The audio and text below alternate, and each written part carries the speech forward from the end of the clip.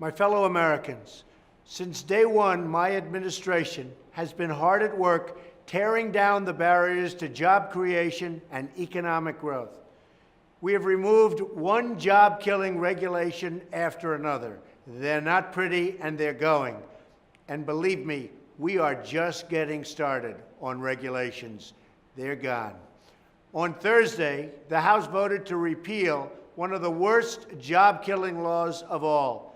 It's called Obamacare. Perhaps you've heard of it. Everywhere we look, Obamacare is collapsing.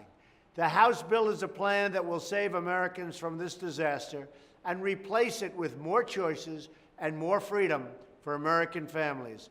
Most importantly, it will be great health care, and your premiums will come down, and your deductibles will come down. So you'll have better health care at a lower cost. And now, I'm calling on the Senate to take action. Repealing and replacing Obamacare will be a big, big win for the American people. Last week, my economic team outlined another step in our economic renewal, a massive tax cut to bring jobs and prosperity back to the USA. We pay the highest taxes anywhere in the world. No country is higher, and we're bringing them down, and I mean way down. I'm proposing, actually, the single largest tax cut in American history. Our tax relief will be focused on the middle class, including much-needed relief for low- and middle-income parents raising children.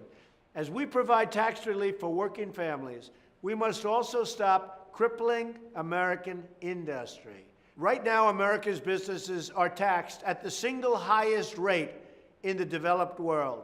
This is a self-inflicted economic wound that sends jobs to other countries. And believe me, before I got here, they were fleeing fast, but we've stopped it. We want to turn our country into a jobs machine, a jobs magnet, something that really works again. We want America to be the best place in the world to hire, grow, invest, and start a brand new, beautiful business. And that is why, under our plan, we are cutting the business tax rate all the way down to 15%, bringing thousands of new companies and millions of new jobs to our shores. Today's high taxes on American business are a gift to the foreign countries taking our jobs, factories, and wealth, and we're not going to allow it any longer. Along with our historic tax cut, we are proposing dramatic tax simplification. American taxpayers spend billions of hours each year complying with our archaic tax laws, reducing economic productivity and job creation.